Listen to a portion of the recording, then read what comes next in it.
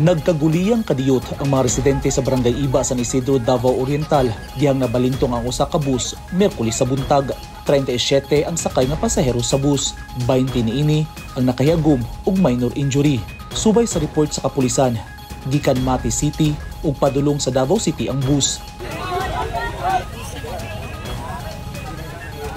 Daling girespondihan ang insidente ug ipangtabang ang mga pasahero.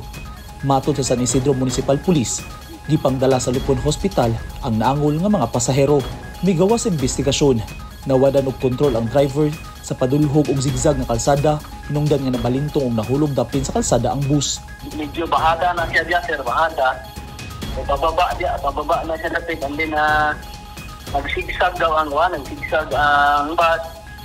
Wala na kontrol sa driver, hanggat na diretso siya dito sa clip. Gikonsidera sa kapulisan na accident prone ang lugar. Makonsider gina siya nga accident prone area kay sigsag na siya diha, medyo kasi kurbada nya bahada po siya. Bahada nga dalan. Nakakustodiya na sa San Isidro Municipal Police Station ang driver sa bus nga posibleng mapasakahan og kaso. Sir, ang ato ang itriktiran nga kaso, mapailan ni kaso ang driver, kaning gitawag na reckless imprudent, resulting to multiple injuries, sir. Una ato ang file na kaso sa ato ang dalamtangan nga driver nga na-hold na nato diri sa police station.